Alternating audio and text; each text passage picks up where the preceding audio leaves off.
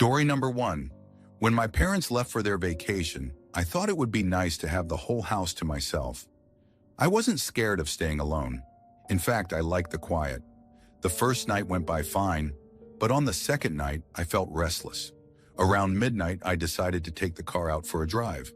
The streets would be empty, and I thought it would help me shake off the weird uneasiness I'd been feeling all evening. The car was in the garage, and as I opened the door, the air inside felt heavier than usual. It was humid, like a wet cloth pressed against my skin. The smell was different too, not the usual oil and rubber, but something faintly metallic, almost like rust mixed with damp wood. The moment I stepped in, I felt it, the distinct sensation of being watched. My body stiffened before I could even process why. I scanned the corners of the garage, moving the weak bulb's light with my eyes, but saw nothing. Just stacked boxes, a bicycle leaning against the wall, and the car waiting quietly in the center. I forced myself to laugh it off in my head. It was late, I was alone, and my brain was looking for excuses to feel scared. I got into the driver's seat and put the key into the ignition. The second I turned it, a loud crash rang out above me. My heart leapt as if someone had jumped on the roof of the car. I scrambled out, expecting to see a branch or maybe a stray animal, but the sight made no sense. The bulb holder from the ceiling had come loose and fallen squarely onto the roof of the car. The bulb shattered on impact, scattering glass like thin ice across the hood. It had never been loose before. I'd been in that garage countless times and never noticed it hanging out of place.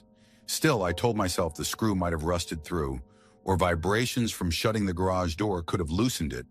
That explanation was just enough to calm me down. I swept the glass aside, pushed the broken holder away, and decided not to overthink it. The drive itself was strangely exhilarating.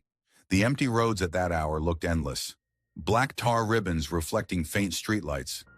I pressed the accelerator harder than usual, letting the speed numb me. The wind rushed in through the open window, carrying the smell of night jasmine and distant burning leaves. For a moment, I forgot about the garage incident. By the time I got home, the house looked darker than before. Even with the porch light on, the windows were empty and black, as if they'd absorbed all the light around them. I parked the car and stepped out. That's when I saw it. Dangling from the rearview mirror inside my car was a small toy, a weird-looking one. It wasn't mine. I don't own any such thing. It was crudely made, almost like a doll but smaller, with a round head, stitched smile, and hollow eyes. Its body was just cloth tied together, limbs hanging limply like some twisted rag puppet. I froze in place. I told myself maybe my friends were messing with me, though none of them had been near my house that night. Or maybe the toy had been inside the garage boxes and it somehow got stuck on the mirror when I wasn't looking. But none of that explained how it ended up perfectly hanging there, as if it had always belonged. The longer I stared at it, the more I thought I heard something faint. A whisper, thin like radio static, curling through the silence. It grew into words, or something that felt like words. My name, stretched out, repeated, coaxing me closer. My skin prickled as if 100 pins were pressing into me. I reached in, intending to yank the thing off, but the instant my fingers brushed it, I felt my chest cave in, like all the air had been punched out of me. I gasped, but no sound came out. My vision spun, and in the blink of an eye, I was no longer at my house. I was standing in the middle of the road, the same road I had sped down earlier that night. My car was nowhere around me. My feet felt glued to the asphalt, heavy and unmovable. I could hear a low rumble growing louder behind me. When I turned, I saw it, a long truck, headlights blazing like twin suns, bearing down at full speed. The horn blared, rattling the ground, but I couldn't move. I clawed at the air, tried to force my body to jump aside, but nothing worked. The truck was only inches away, so close I could see the driver's face, frozen and pale. I shut my eyes. The blast of impact never came. When I opened them again, I was back inside the car. The toy was in my hand. I screamed, or at least I think I did, and flung it out of the window into the driveway. My heart felt like it was going to tear through my ribs. I rushed inside the house, locked every door, and didn't sleep for the rest of the night. For the next 2 days, I tried to convince myself it was a dream, maybe sleep deprivation mixed with stress. People hallucinate all the time when they're exhausted. Maybe I had blanked out at the wheel. Maybe the toy was just some leftover thing from the garage that I had mistaken in my state. I kept repeating those explanations until they almost sounded believable. On the third day, I went back into the garage to clean up the shattered bulb glass and replace the light. It was broad daylight, sunlight streaming through the cracks in the garage door, making the place feel safe again. I wiped down the hood of the car, careful to avoid cutting my hands on any remaining shards. That's when I saw it, hanging from the rearview mirror again. The same toy, exactly in the same spot, swaying gently as if it had been waiting all along. This time it looked worse. The stitched smile seemed broader, stretched, and the hollow eyes seemed darker, like they had been burnt in deeper. My breath went cold in my throat. I didn't touch it. I just shut the garage door and walked back into the house, pretending I hadn't seen anything. Even now, I try to tell myself maybe I'd thrown it short the first time, and somehow it bounced back through the window. Or maybe I never threw it out at all and my mind filled in the gaps. That's the only way I can function. But every time I pass by the garage now, I feel it. That heavy, pressing air, that quiet, static whisper. I know it's still in there, waiting, and I don't know how many more times it's going to come back. Story number 2, I'm a 33-year-old guy, pretty rational, never really been the type to buy into ghost stories or supernatural stuff. I like facts, explanations, cause and effect. But last winter, something happened that still makes me uncomfortable in my own house. I've tried brushing it off as fever dreams or just my imagination, but there are parts of it I can't explain away. It started when I caught the flu, not the mild kind either. This was the fever-burning, body-aching, can barely move type. Living alone meant I didn't have anyone checking in on me. So those few days were a haze of sweating under blankets, stumbling out of bed for water, and trying not to cough my lungs out. The first weird thing happened during one of those nights. It was around 2 a.m., and I woke up soaked, sheets damp, t-shirt clinging to me. My throat was so dry I forced myself to get up for some water. I went to the bathroom, splashed my face, then shuffled back through the hallway that connects to my bedroom. There's a mirror on the wall there. I don't usually pay attention to it, especially at night, but this time I did. What I saw is hard to put into words. In the dim light from the bathroom, I saw myself, but behind me, tilted unnaturally like it was leaning too far, was a shadow. Long, black, too stretched out. It didn't move like a person. It looked like something thin, bending its neck over my shoulder. I spun around. The hallway was empty. When I looked back in the mirror, it was just me again. I blamed the fever. That was the obvious answer. I'd read somewhere that high fevers can cause hallucinations, so I told myself that's all it was. But the next night, it happened again. This time, when I passed the mirror, the shadow looked darker, more solid and closer. It was almost as if it was pressing in toward me. Its face wasn't clear, but the outline of something cloth-like, shapeless, sack-like, seemed draped over it.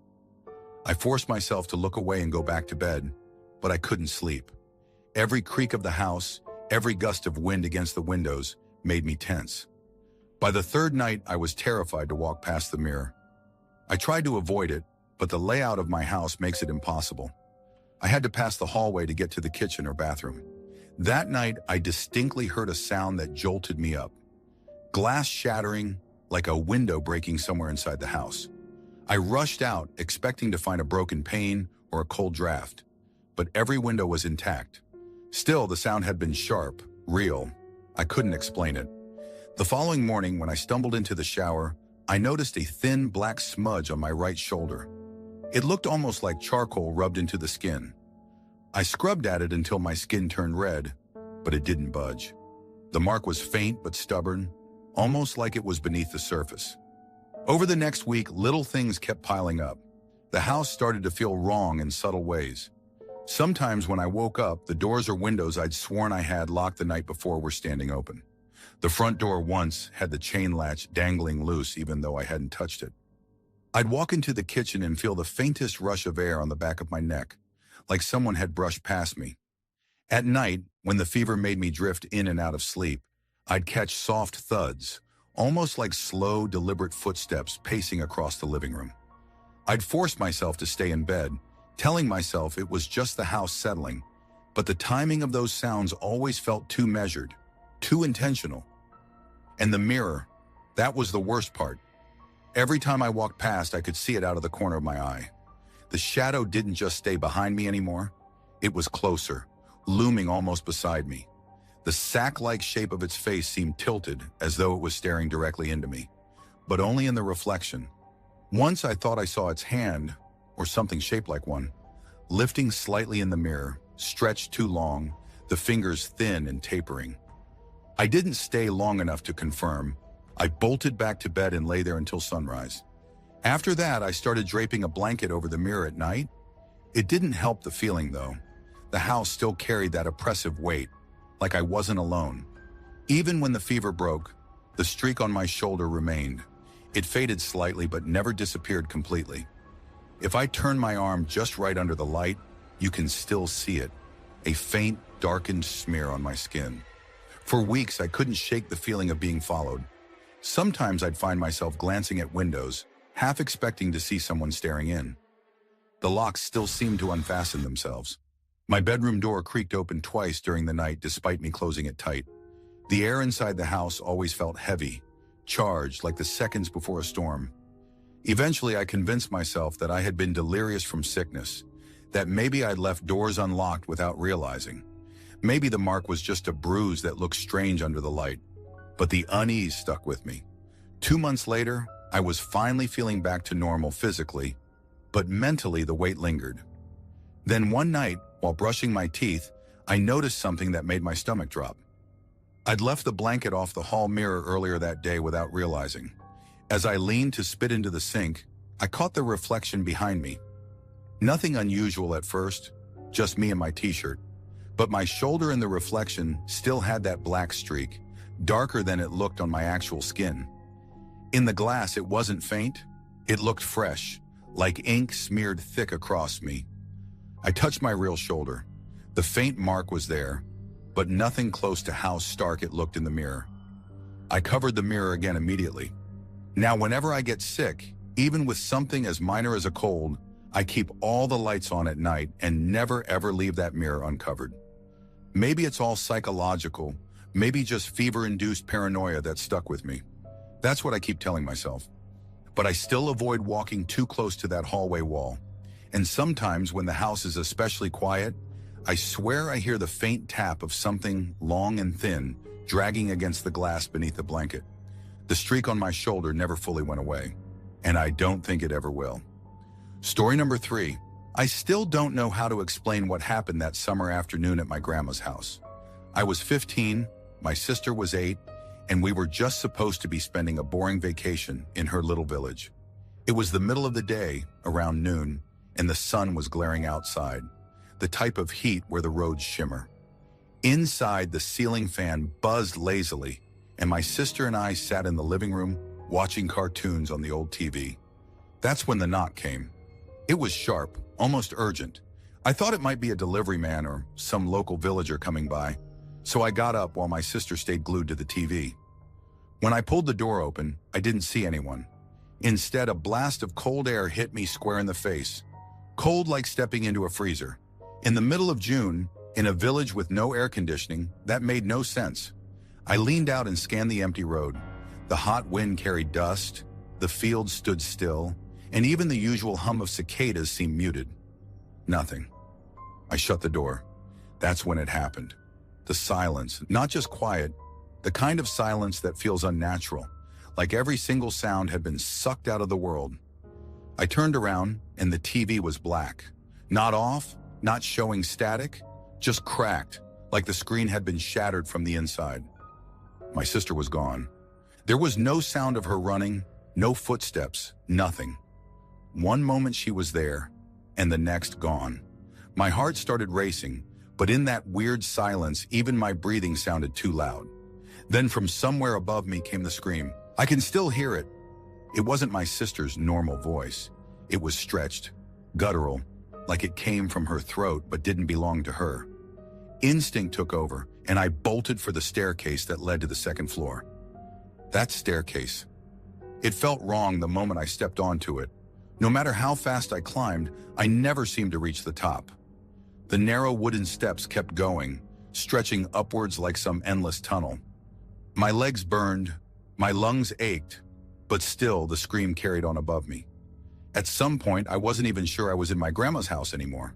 The walls pressed in, darker and tighter, the air stinking of smoke and something sour like rotten milk. Finally, the top appeared.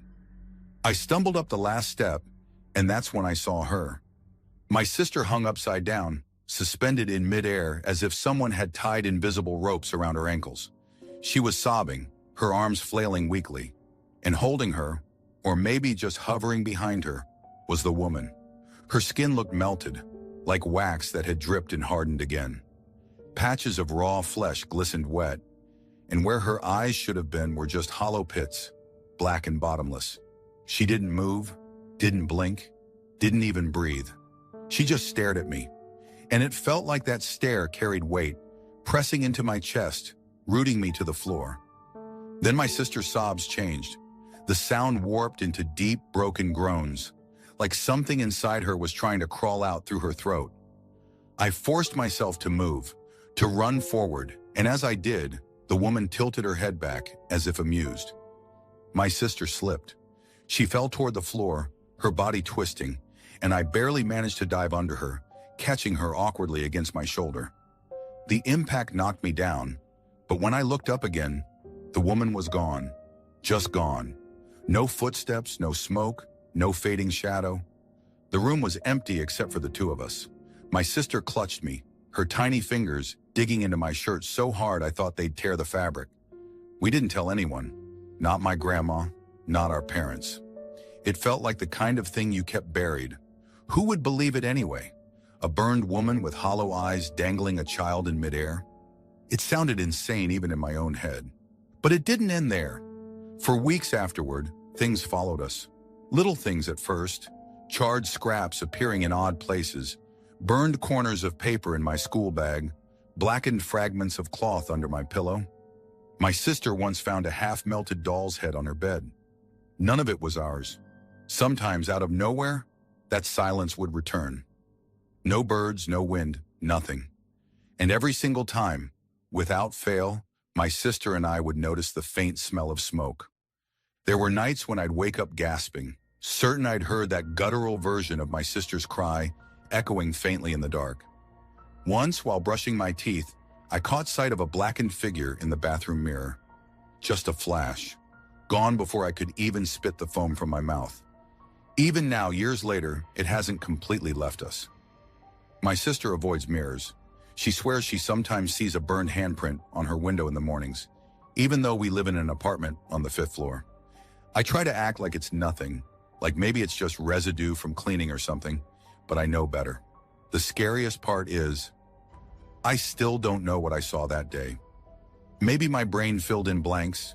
Maybe I was half dreaming on the stairs. Maybe my sister fell, and I just imagined the rest in a panic. That's the kind of reasoning I tell myself when it gets too heavy. But then there are the other times. The black scraps, the smell, the sudden silence.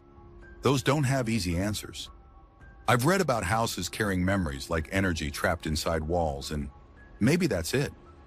Maybe my grandma's house saw something terrible, a fire or worse, and we just got caught up in the echoes of it. Or maybe it wasn't the house at all. Maybe she followed us, because sometimes in the corner of my eye, I still catch glimpses of that melted face.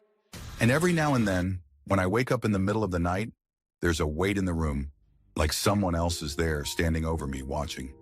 I never stay awake long enough to check.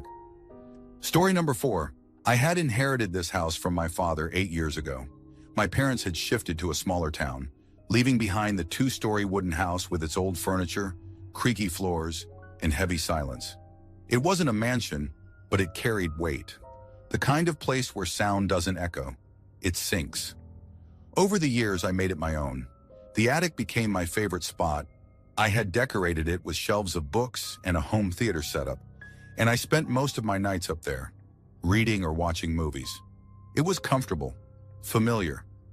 Until one night it wasn't. I had fallen asleep in the attic while watching a movie. I remember the sound of the TV droning, the glow flickering against the shelves. Then I felt it, hot air directly against my ear, like someone leaning in to whisper. My eyes snapped open, my heart hammering. The attic was freezing cold, the kind of chill that tightens your skin. The TV was off. That made no sense, because I had drifted off while the movie was still running. As my eyes adjusted to the dark, I noticed the books. Some were scattered on the floor near the shelves, but not fallen, placed, stacked as if someone had been climbing up. It was too deliberate to be random. I stood there frozen for a long minute before leaving and heading to my bedroom downstairs.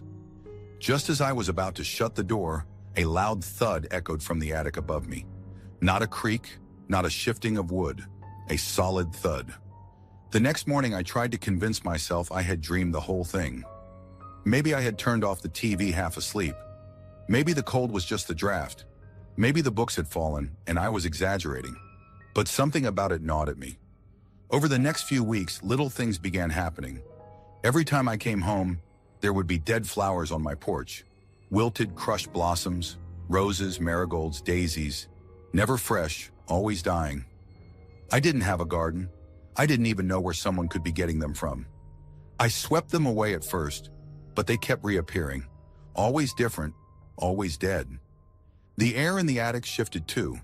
Sometimes while I sat reading, I'd hear faint scratching above the ceiling boards, like nails dragging against wood. Other times, a smell of damp earth would linger for a few minutes before disappearing. At night, I sometimes woke to what sounded like footsteps just outside my bedroom door. Heavy, deliberate, then gone. One weekend, I decided to deep clean the attic, dusting, reorganizing shelves, vacuuming corners.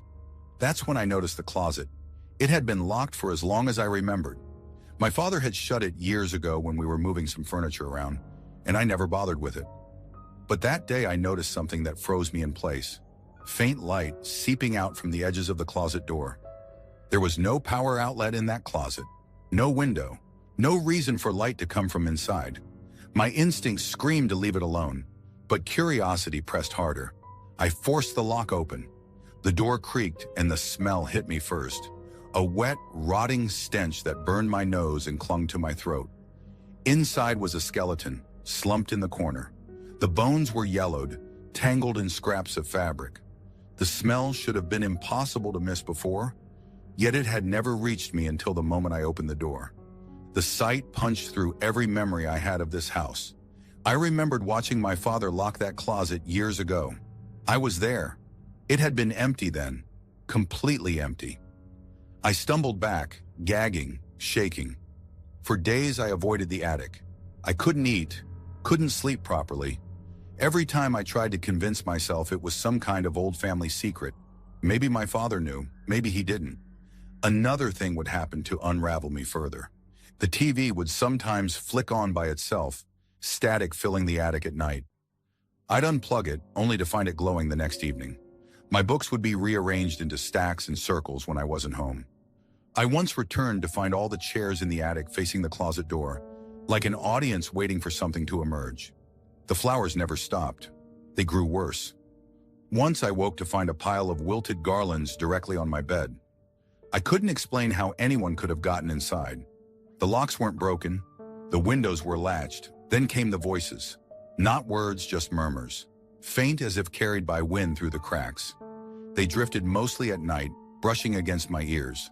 Sometimes it was laughter, sometimes sighs. Always low, always close. A part of me clung to rational explanations. Maybe someone was breaking in, leaving things behind to mess with me. Maybe my father had hidden something, and the skeleton wasn't what it seemed. Maybe the sounds and chills were just in my head from lack of sleep. But then I remembered the breath, the warmth of it, the deliberate exhale against my skin. Last week, I tried to gather courage and clear the closet out. I bought heavy gloves, trash bags, even lime to mask the smell. But when I opened the closet again, it was empty. No bones, no fabric, no stench. Just dust and darkness. I stood there for a long time, gripping the doorframe, my mind racing. Had I imagined it? No, I couldn't have. The memory of that smell was too sharp. But there was nothing now, nothing at all. Since then, I've stopped trying to explain. The house feels heavier, as though it's watching. I still find flowers, still hear the murmurs, still wake to the footsteps. I haven't stepped into the attic in days, but the thuds from above grow louder each night, almost impatient. I don't know what my father locked away in this house, or what I've woken up by opening that closet. I just know that it's here with me now, and it isn't leaving. Some nights I lie still and wait, holding my breath, and I swear I can feel someone leaning over me, their breath warm against my ear. Story number 5.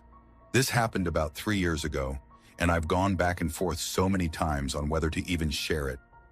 It's not my story directly, it's about my best friend Jack, but I was there for the part that still keeps me awake at night. I've told myself that maybe I just imagined it, or maybe there were logical explanations for everything, but deep down, I don't believe that anymore. Jack and I had been close since high school. We had this running tradition of planning trips every couple of years, and that time, it was Alaska. His family owned a little Airbnb up there, sort of a rustic cabin-style place they rented out in the summers. We were supposed to spend 2 weeks hiking, fishing, drinking, just relaxing away from everything. At the last moment, I had to cancel because of a sudden work commitment. I felt like shit for backing out, but I told Jack he should still go. He was the kind of guy who could have fun on his own anyway. He agreed, packed, and left. At least that's what I thought. A week later, I wrapped up work earlier than expected and decided to surprise him by flying out. I didn't even tell him I was coming. I figured it'd be funny, plus we'd get our trip anyway. When I finally reached the Airbnb, though, something was immediately wrong. The first thing I noticed was the silence. Normally, those cabins weren't isolated. You could hear the wind in the trees, maybe distant cars or the sound of a river nearby. But when I got out of the car, there was nothing, not even birds, just a heavy, pressing quiet that felt unnatural. The cabin door wasn't locked, so I went inside. It looked like someone had been there recently. Jack's duffel bag was in the corner, his hiking boots by the door, but the bag was completely empty. No clothes, no toiletries, not even a phone charger. The place looked staged, like someone had set his things down just to make it look like he was staying there. I tried calling him, but his phone was off. I thought maybe he'd gone out for a hike or into town, but I started to feel uneasy. To check, I called his girlfriend back home, casually asking if she'd heard from him. Her voice went cold. She told me Jack never even went to Alaska. She said he'd canceled last minute, said he was staying with his parents instead. That's when the dread started sinking in. Either she was lying, or I was standing in a cabin with Jack's luggage and no Jack. I went into town and started asking around. Most people shrugged or didn't know him, but one older man squinted and said he thought he'd seen someone matching Jack's description. He said the guy had been walking toward the cemetery just outside town a couple of nights ago. I don't know what made me believe him, but I headed that way. By the time I got to the cemetery, the sun was already dropping. The place was small, ringed by tall pines with lichen-covered stones that leaned in strange angles like they were trying to climb out of the ground. The air felt colder there than anywhere else I'd been that day. I walked between the rows, my shoes crunching on brittle leaves. That's when I felt it, something tugging at my ankle. At first I thought I'd snagged on a root or wire, but when I looked down, my leg was free. Nothing was there. The feeling lingered, though, like cold fingers brushing my skin. I laughed it off nervously and lit a cigarette, trying to push down the unease. That's when I heard it, a violent, rasping cough right behind me. It sounded exactly like someone inhaling smoke the wrong way. I spun around, and for a fraction of a second, I saw him. Jack, standing just beyond the gravestones, looking at me. My stomach dropped. But before I could even move, he was gone. Just empty rows of granite markers, shadows stretching long in the fading light. I told myself it was exhaustion or stress, maybe the nicotine playing tricks on me. I was halfway convinced of that until I caught something in the corner of my eye. 2 glowing eyes deep in the tree line. They weren't like animal eyes reflecting light. They were too steady, too deliberate, watching me. I stepped toward them, half hypnotized, and that's when my foot slipped on the edge of a hole in the ground. My body lurched forward, and my stomach dropped as I realized what I'd almost fallen into. It wasn't just a grave. It was a pit, dug far deeper than it should have been, raw earth dropping straight down into blackness. Too deep to see the bottom, too deep for anyone to climb out of without help. I froze, staring into it, and for a second I swore I heard breathing coming from inside. Not wind, not echoes. Breathing, slow and ragged, like someone waiting. I staggered back, nearly tripping again, my pulse hammering. When I looked up, the glowing eyes were gone. Just trees, just shadows. I didn't wait around. I bolted out of there, half expecting something to grab me again, half expecting to hear Jack's voice calling me back. The next few days were a blur. I reported Jack missing, I called his parents, I drove around asking more locals, but every lead dissolved into nothing. No one else admitted to seeing him. No one could explain why his luggage was there, but empty. No police report ever came back with anything useful. It was like Jack had just vanished. And I'll admit, the skeptic in me still tries to piece it together. Maybe Jack had planned something else and left his stuff there. Maybe the man I spoke to in town was mistaken. Maybe the figure in the cemetery was just a trick of the light, my brain desperate to find answers. Maybe the hole was just an open grave that hadn't been filled yet. But I can't shake the feeling I had that night. The cold grip on my ankle, the coughing behind me when no one was there. The glowing eyes were pulling me toward that pit, as if something wanted me to fall in. It's been 3 years and Jack has never turned up. Not a phone call, not a body, not a single trace. It's like he existed one day and was gone the next. I don't know if the cemetery took him. I don't know if I narrowly avoided the same fate. All I know is that sometimes, when I close my eyes, I can still feel the tug on my ankle, dragging me down. And sometimes in the dead of night, I wake up choking on smoke, hearing that same violent cough in the dark, like someone else is in the room with me. Story number 6. I had been living in the ranger's cabin for a little over 3 months. The woods were dense and alive in ways I hadn't expected when I first took the job. Everyone always talked about the peace and solitude that came with being a park ranger. But I quickly learned that peace was a fragile thing out here. The animals weren't just dangerous, they were unpredictable. Coyotes crying at night, bears rummaging through trash, even raccoons scratching against the wood when I tried to sleep. I had grown used to the noises, the wild patterns of the forest, the sense that I was an uninvited guest. But what happened that night didn't feel like the woods anymore. It felt like something else entirely. It was around 11 p.m. I had just started drifting into that half-sleep where sounds blur together and your body feels heavier than it should. My radio crackled on the table beside me, loud enough to jolt me upright. The voice was muffled, almost buried under static, but I could swear I heard my name.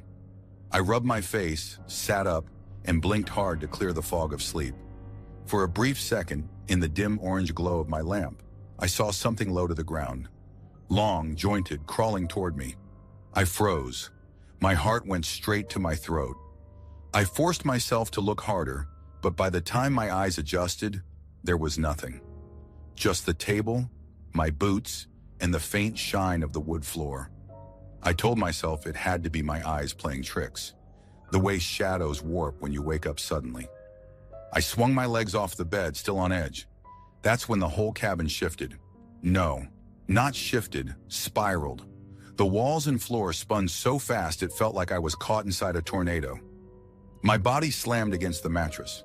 My head felt like someone was driving nails into my skull. I couldn't move. I couldn't even breathe right. My teeth clenched so hard I thought they'd crack. Then just as quickly as it started, everything stopped. The cabin was still, silent. My head was clear, as though nothing had happened. I lay there trying to convince myself it had been some kind of vertigo episode, but when I finally tilted my head up, the ceiling made my stomach drop. There were red streaks across the wood, like something had been dragged, forcefully, deliberately. Long, uneven lines, darker in some patches, almost like handprints had smeared through it. The marks hadn't been there before. I dressed quickly, my hands shaking so badly I could barely button my shirt. I grabbed the radio, clicked it on, and was met with nothing but static. Thick, heavy static that filled the room like a living thing. I turned the dial, tried every channel I knew, but it didn't change. And then, All at once, every window in the cabin rattled. Not just a soft tremor, but like someone was slamming the glass with their fists over and over. Yet when I looked outside, the trees were still. The sky was clear, no wind, no storm. It went on for maybe a minute, maybe less. I honestly couldn't tell. And then it stopped. Dead silence. The kind of silence that makes your ears ring because your brain can't understand why there's no sound at all. I sat there clutching the radio to my chest, staring at the door like I expected someone or something to walk in. I didn't sleep. I couldn't. The next morning, I dragged myself to the main ranger station. My eyes were bloodshot, my hands trembling as I asked if anyone had called me on the radio during the night. They pulled up the logs. Nothing. No call placed. No transmission to my unit. It wasn't possible, they said, but I heard it. For the rest of the day, I tried to shake it off, but the unease clung to me. I kept replaying every second. The crawling shape, the spiraling room, the red marks, the rattling glass. I wanted some kind of explanation. I thought maybe carbon monoxide, though we had detectors.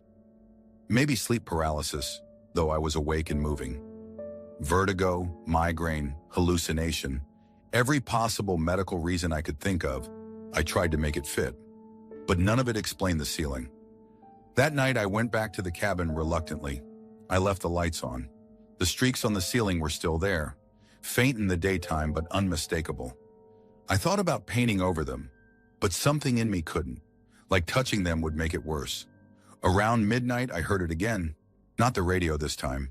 A sound outside. Slow, deliberate footsteps circling the cabin. I held my breath, waiting for them to stop. They didn't. They kept pacing, crunching over leaves, circling and circling, until I thought I'd lose my mind. I flicked off the light, pressed my face to the window, and saw nothing but the tree line. No person, no animal, just the woods. At 2 a.m., the smell hit me. Metallic, heavy. The kind of smell that makes your throat close up. Blood. It seeped in, filling the cabin so thickly that I gagged. I searched every inch of the floor, every corner, even outside on the porch, but there was nothing. By morning, the smell was gone. The following week blurred together. Sometimes I'd hear scratching on the walls when the woods were quiet. Sometimes I'd wake to find the furniture moved. Just slightly, like a chair nudged out from the table or the radio shifted a few inches. One night I found the front door wide open, though I knew I'd locked it. Another night, the ceiling marks had multiplied, spreading further across the wood like veins. I told myself I was imagining it, that maybe exhaustion was twisting my perception. But when the static returned, when it bled through the radio even when it was switched off, I realized I couldn't explain it away anymore. Still, I stayed. It was my job after all, and maybe deep down I didn't want to leave, because leaving meant admitting something was wrong, something I couldn't fix or rationalize. It's been weeks since the first night. The ceiling is nearly covered now. The static comes and goes. The windows still rattle even when the air outside is dead calm, and sometimes I still smell that metallic tang in the air. Every so often, I catch a glimpse of something crawling in the corner of my eye.